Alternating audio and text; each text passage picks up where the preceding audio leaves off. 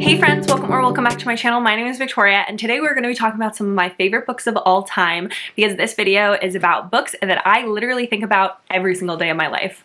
These are books that are constantly on my mind, whether it's a scene, it's the characters, it's the plot as the whole. These are ones that I think about all of the time. They are like holy grail books for me. Like I said, favorite books of all times. They're ones that put a full impact on my life, changed the way that I thought about myself, thought about other things, and I'm really excited to talk about them because they're my favorites. So the first one that I have is Crescent City, Book 1 by Sarah J. Maas. I adore this book with my whole heart. This is a long ass book, and I've read this book probably 6 or 7 times, maybe more. I love it with everything that I am. This book is about a heroine named Bryce, whose best friend in the entire world, Danica, dies in a horrible attack. And Bryce does what she can to try and move on, and then a couple of years after the attack, a year after the attack, they find evidence of the thing that attacked her, and so Bryce becomes basically a detective with an angel named Hunt in order to track down clues about the thing that killed her best friend. And it is an amazing urban fantasy book. It is a romance, although the romance in this one is much less than like ACOTAR, but it has like a romance brewing kind of situation.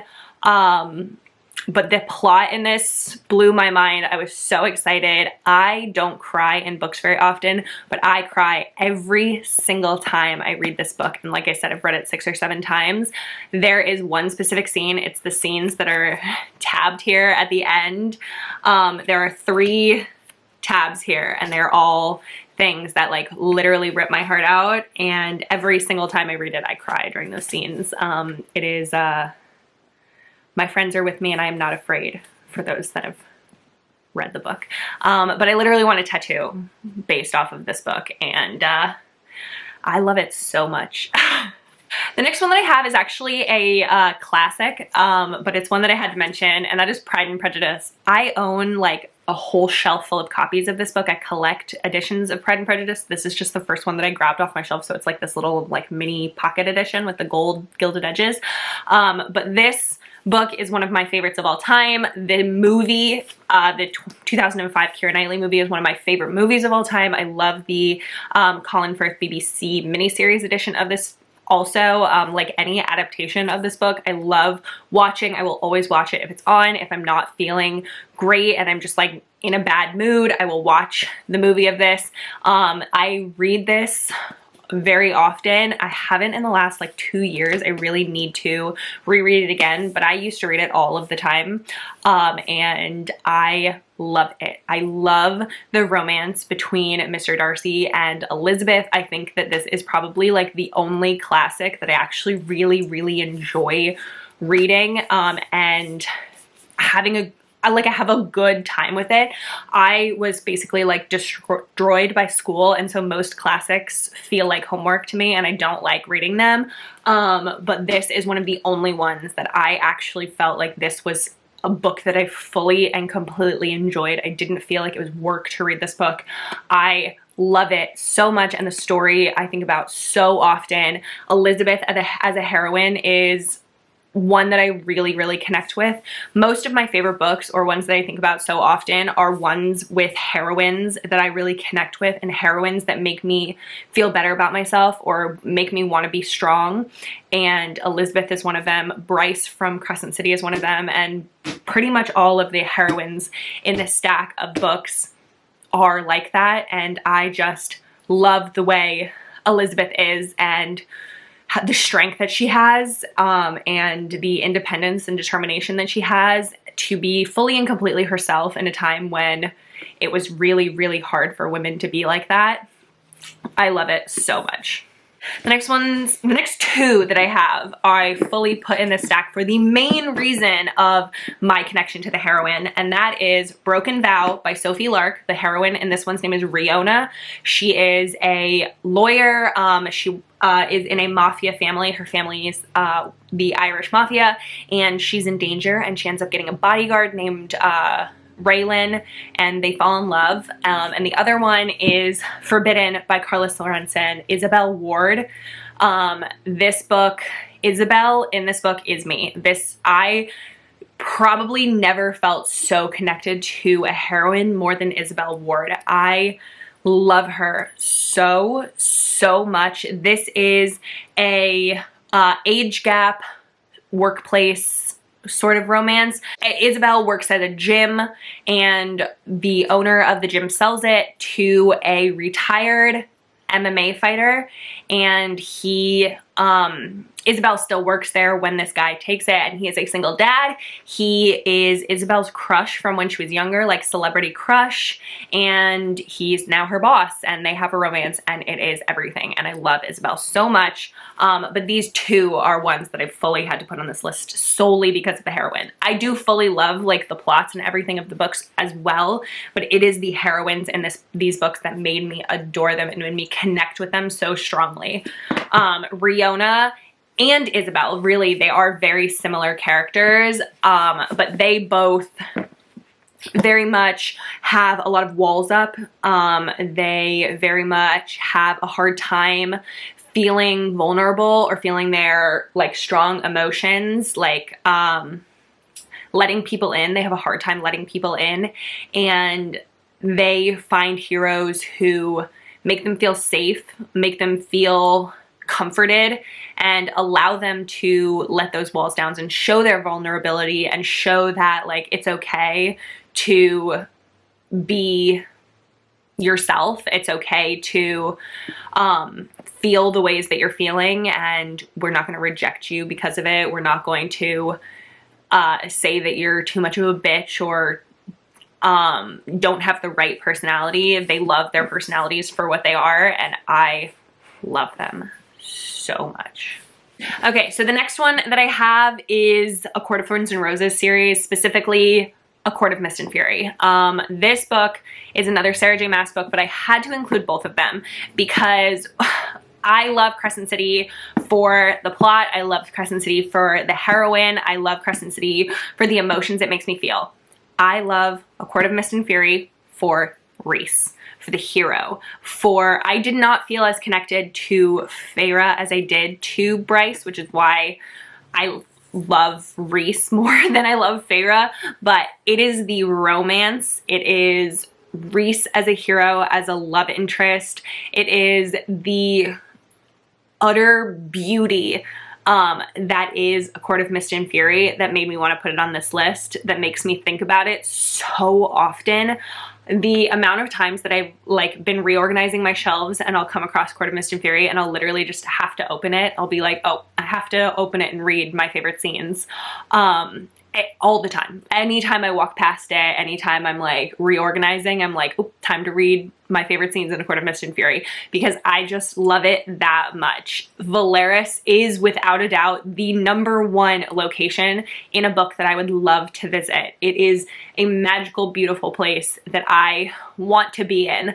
I adore the male characters in these books. I love Rhys, Azriel, and Cassian so freaking much. I could have put A Court of Silver Flames on this list as well, specifically for Nesta. I've always related more to Nesta and her struggles and her emotions, but it's just the way that Sarah J Maas writes, the way that you feel so connected to her characters, so connected to her worlds, and so drawn to these stories. I will swear by Sarah J Maas's writing, Sarah J Maas's books forever. I am a full fan of her books forever because of how they make me feel and how the characters, how the places, and how everything makes me just want to be involved. Okay, the next one that I have is actually fan fiction. And I'm sure most people who are watching this video, if you've seen my channel, are not surprised that it's on this list, and that is Manacled by SenLinYu. It is a Harry Potter fan fiction, and it is a masterpiece.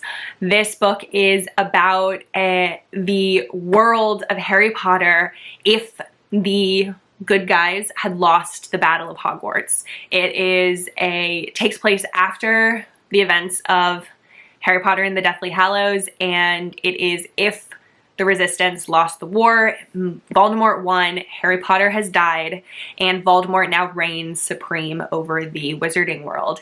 And basically, the rest of the Resistance is captured, and the women are given to high-ranking members of the Order in order to repopulate the wizarding world. So it is Harry Potter meets Handmaid's Tale, and it is devastating. It is heart-wrenching. It is magical. It is romantic. It is a epic masterpiece, and I think about this book all of the time. The full, like, life-changing experience that I had reading this book. This was one of my top favorite books of last year, of 2022, and it is epically amazing. Like, there is no other word for it but masterpiece. It is everything. And it is so dark. It is so dark, and there are many trigger warnings in it, and it is something that I'm not used to reading. I like a dark romance as much as the next girl, but I have limits. I don't do really dark romances, and I was a little nervous going into this one, but I'm so glad that I set aside my comfort zone and decided to read it, because I was shocked by my impact of this story. So if you've never read Manacled, it is a 3-part book where the first part is the present, where Hermione has locked up her memories, and so this is the part where she is living as a slave to Draco, and then the second part is the past, where you go through all of her memories of the war and of meeting Draco and that part of her life. And then the third part is basically the future. It is what happens after she reclaims her memories. And it is a long book. It is like 900 pages, but every single sentence, every single word of this book was so worth it. It's so knife to the gut feeling, but in the best possible way. It is agonizingly beautiful and awful at the same time, and I loved every minute of it.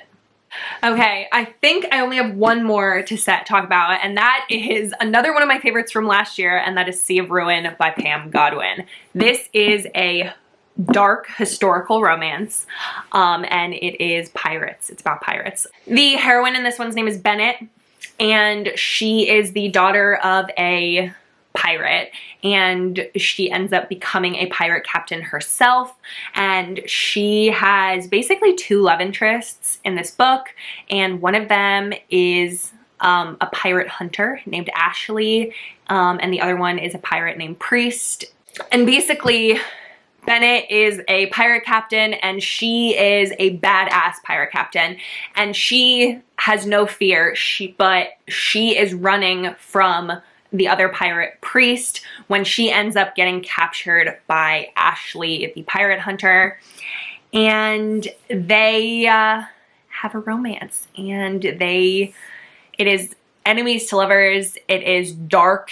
It is intense. It is a very different type of story than I had ever read before, and it is freaking amazing.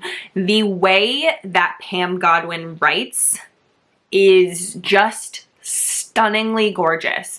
Her writing style, more than anything, is what got me in this book. I'm sorry if you just keep seeing the reflection. I'll put it down.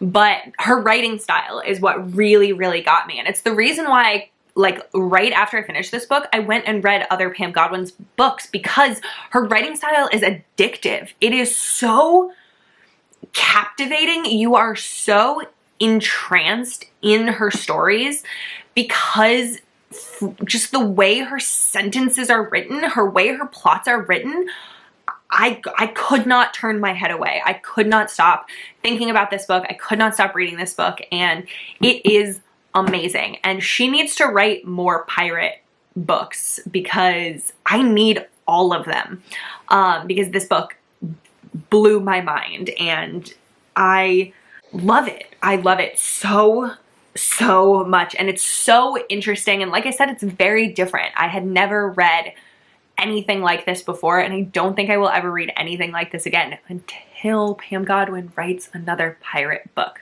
Please do it. But it's magical, and if you haven't read it, please do, but please check your trigger warnings because there is a lot of triggers in this book, and it's intense. It gets intense. Most of the books that I talked about get intense. But that's it. That's the last one that I had to mention. I obviously have many more favorite books, but these are just the ones when I sat down to write a list of books that I think about all of the time. These were the ones that immediately came to mind. So that's gonna be it for this video. Thanks so much for watching. Please like this video if you liked it. Subscribe, stick around, see more content from me, and let me know down in the comments below what is a book that you think about all the time. But that's gonna be it, so I hope that you have the very best day. Bye.